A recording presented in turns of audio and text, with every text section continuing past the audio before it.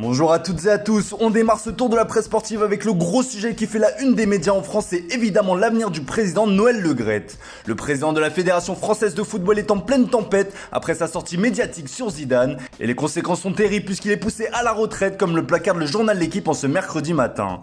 Le président de la Fédération a convoqué ce matin une assemblée extraordinaire pour évoquer sa situation qui semble insoutenable. De son côté, le président du Conseil national de l'éthique appelle déjà à sa démission.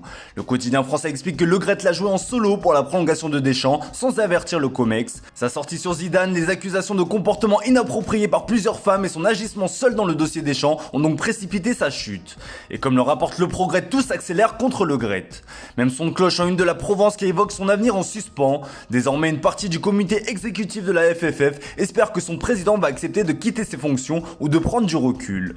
On reste en France pour parler foot puisqu'après un week-end de Coupe de France, une journée de Ligue 1 va se tenir aujourd'hui. Cette 18e journée de Ligue 1 va être marquée par le retour de Lionel Messi au Parc des Princes. Un retour sans strass ni paillettes comme le souligne le Parisien dans ses pages intérieures. Le champion du monde argentin ne sera pas célébré ce soir au Parc des Princes face à Angers. Les yeux seront rivés sur l'accueil réservé à la Pulga. On file en Angleterre avec les résultats de la League Cup et Manchester United a validé sans difficulté son billet pour les demi-finales en s'imposant facilement 3-0 contre Charlton. Un but du Brésilien Anthony et un doublé de Marcus Rashford a permis aux hommes d'Eric Ten Hag d'entrevoir un peu plus la finale. Le Daily Star ne s'y trompe pas et met en avant l'homme en forme du côté des Red Devils avec un jeu de mots et le nom de l'anglais dans le texte. Le Daily Mirror placarde aussi Rashford sur sa une mais accorde une plus grande place à l'exploit de Newcastle qui a validé son billet pour le dernier carré en l'emportant 2-0 face à Leicester. Le Brésilien Joe Ellington propulse les Toons en demi, une première depuis 18 ans. Le nouveau riche du football mondial espère désormais mettre fin à une disette de 54 ans sans trophée. Pour le Daily Mail, c'était la nuit de Burn, l'autre buteur de la soirée pour les Magpies. Enfin, on termine avec une actualité concernant le tout récent retraité Gareth Bale. Son annonce a provoqué un véritable séisme au sein du football gallois, comme le souligne le Daily Star. Pour tout ce qu'il a accompli durant sa carrière, le sélectionneur Rob Page estime que Bale a mis le Pays de Galles sur la carte et qu'il mérite une statue.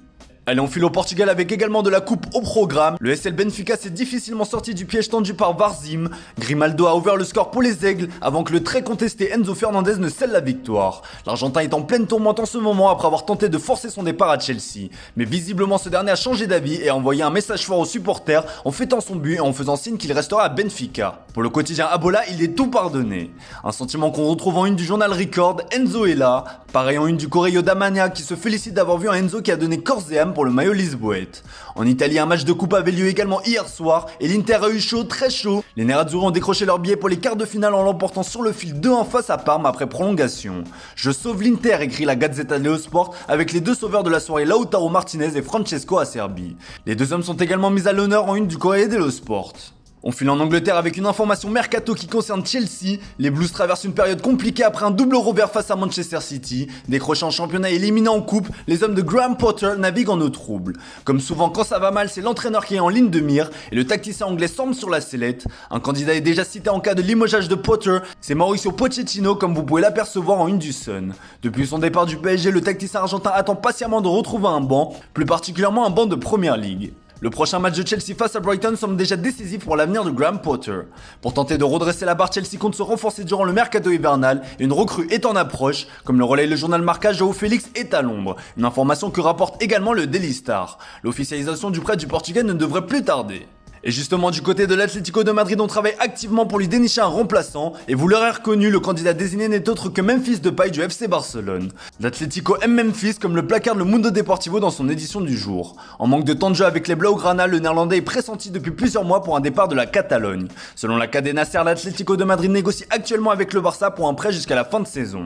Le journal Sport affirme aussi l'intérêt des Colchoneros pour Depay. Dans ses pages intérieures, le média espagnol liste les autres potentiels remplaçants à João Félix. On retrouve Memphis Depay donc, Borja Iglesias du Betis, Enes Unai de Retafe et Marcus Thuram de Gladbach. Une option de plus pour le français qui est courtisé par de très nombreux cadres européens du fait de son statut d'agent libre à l'issue de la saison. Selon nos infos, Chelsea est chaud bouillant sur le dossier et souhaite l'attirer dès cet hiver. Allez, on reste de l'autre côté des Pyrénées pour terminer ce tour de la presse sportive avec au programme la Super Coupe d'Espagne qui se tient actuellement en Arabie Saoudite. Et choc au sommet ce soir avec le Real Madrid qui affronte Valence en demi-finale. Le journal Marca se délègue d'avance de l'opposition. Mamma mia, quel match, s'exclame le journal Sport. Le journal AS met aussi en avant la rencontre et évoque les différends entre les deux coachs, Carlo Ancelotti et Gennaro Gattuso. Si les deux hommes ont partagé de nombreux succès ensemble à l'AC Milan, le coach italien a révélé avoir eu des problèmes personnels avec l'ancien milieu de terrain. Une déclaration qui donne le ton de cette rencontre alors que Super Deporté y croit dur comme fer à la qualification. Pour être complet sur l'actu du Real Madrid, Defensa Central relaye de nouvelles infos sur l'avenir de Mbappé. Selon le média espagnol, le Français a toujours comme projet de rejoindre les merengues dans un avenir proche. Néanmoins, l'attaquant du PSG a une condition, il souhaite être entraîné par Zinedine Zidane. Les deux hommes s'apprécient, ce n'est pas un secret et Kylian Mbappé l'a prouvé encore en prenant sa défense après la sortie de Noël Le Graët. Néanmoins, Mbappé pourrait retrouver Zidane en restant au PSG et oui, la célèbre émission El Chiringuito lâche une bombe en révélant que le club parisien pense toujours au coach français. Une option qui sera étudiée en cas d'élimination en 8ème de finale de la Ligue des Champions face au Bayern Munich. Christophe Galtier est prévenu. Voilà les amis, c'est tout pour ce matin, merci pour votre fidélité, bonne journée à vous, on se retrouve tout à l'heure pour le traditionnel JT Foot Mercato.